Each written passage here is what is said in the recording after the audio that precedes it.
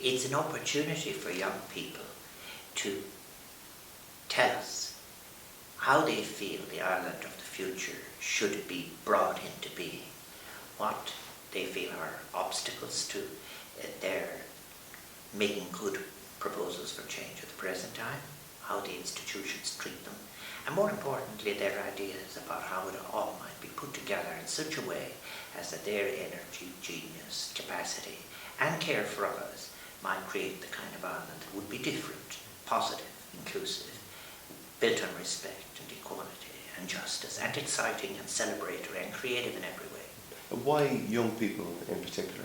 Well, I thought that I feel like there is a side of it that is important because they are facing conditions of change which are going to impact on them and are impacting on them. Younger people are carrying the greater part of the burden of unemployment, broken expectations. Many of them are quite confused as to what is being said about what they should do rather than about what they think themselves. And I began, I think, this presidency by saying the important thing is to be active. Therefore, as I said, be the arrow, not the target, in relation to doing everything. But now, around this seminar, we have moved on to the other mission statement, which is take charge of change. And that is, and it's very encouraging. Young people are not cynical. They are, neither are they disengaged. But in fact, we're getting oversubscribed with submissions about how they think that things could change and for the better.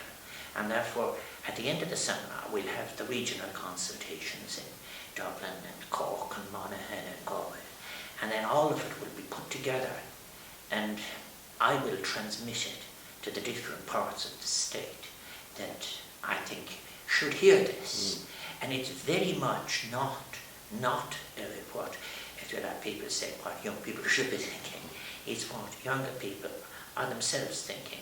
And saying in a generous way, quite consciously, that while they're in this generation, at this part of their lives, they'll be going through the life cycle and there will be other issues. So it's an attempt to take the very best of what young people have to offer and deliver it in a very positive, creative, generous way into Irishness as a whole.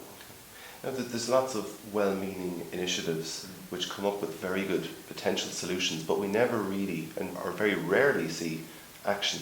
What do you think will make this initiative maybe different to things we may have seen before? I think they're being very specific. They're saying, for example, there are things that could be done at primary school level in relation to how you treat other people in terms of dignity and respect. They make very positive proposals, and these will come up at the seminars too. And may I say immediately that while some of the seminars are oversubscribed, we are continuing to ask people to keep making contributions, be it in written form, in narrative form, in videos, in poems or in songs, right up to the 29th. And they will all be looked at and all taken into account. But the younger people's submissions so far, there have been proposals about changing primary education, about what you should teach at second level, and then in relation to the importance of having a third level that is genuinely open in the teaching of subjects, the different models within the different subjects, rather than just one single routine way of teaching a particular subject. And I think in a way too, they're connecting to the international thinking that is going on about young people's views in relation to the kind of society that might be brought into existence. I think the days of the single model in economics and the idea that young people should sacrifice themselves all over the world in order to keep a dead model alive. I'm afraid just to say young people here in Ireland and more than in countries in Europe and elsewhere are saying, look, we're able to do better than that.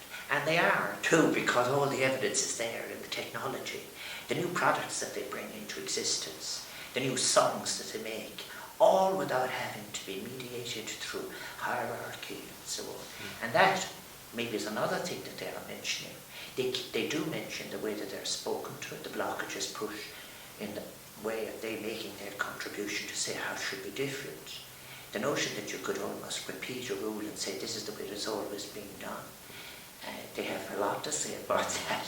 And what if you're young and you're Irish and you've emigrated and you feel maybe disconnected from Ireland? Do they have a role in this initiative? Oh yes, because that was why I changed the title of the whole thing. It originally began as Being Young in Ireland, and I very, very quickly saw I'd change it to Being Young and Irish, because I'm very conscious of the young people who have already gone abroad. And I'm also conscious, I have to say, of their differences. Some who have gone abroad quite well equipped, but there's a new vulnerable group who are in their late teens who have gone abroad, and often without the capacity to be safe abroad.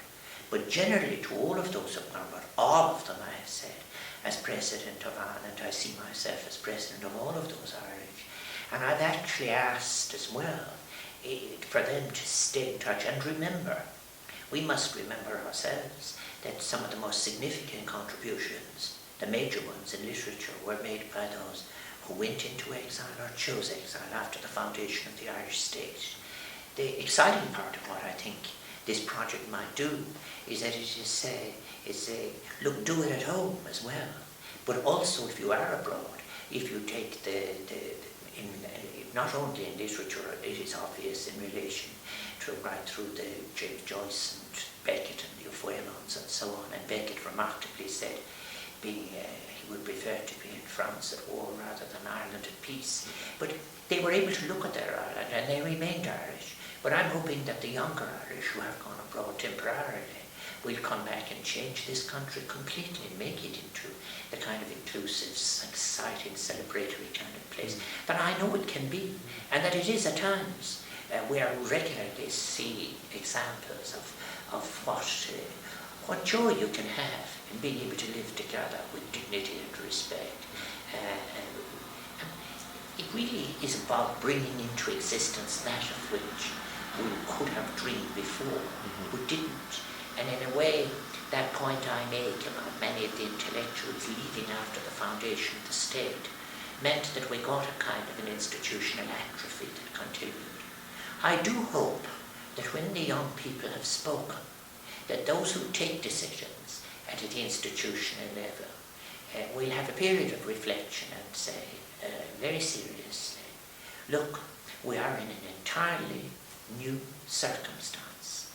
The assumptions that were there before must be questioned now, and we must have ethics, and we must have an ethic that is constructed in the lives of the people, in their daily lives, and it must mean something.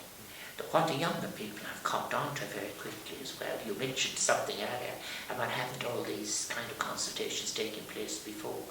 They know empty phrases when it comes at them.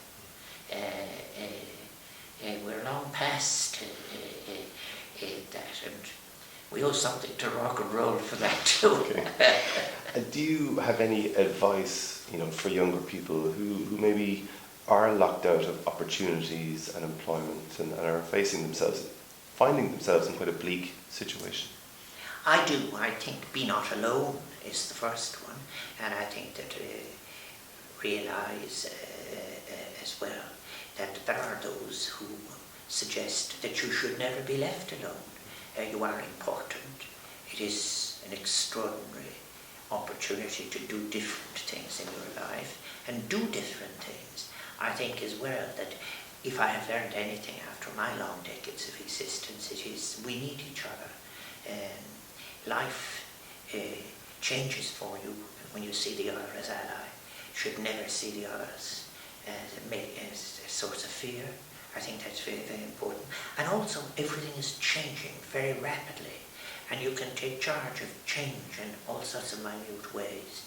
Transformations are possible, and they do take place.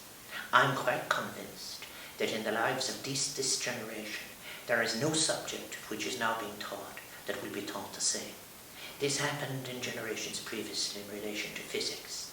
It's going to take place now in relation to administration, institutions, politics, economics.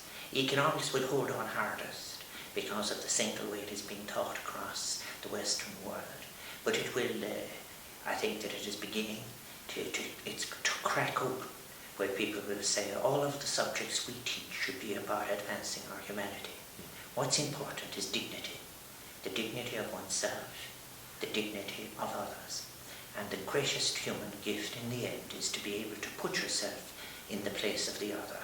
And what this what this seminar is about the young, is about the President trying to take into himself the thinking of young people, and about offering to young people as well the prospect and the promise of change.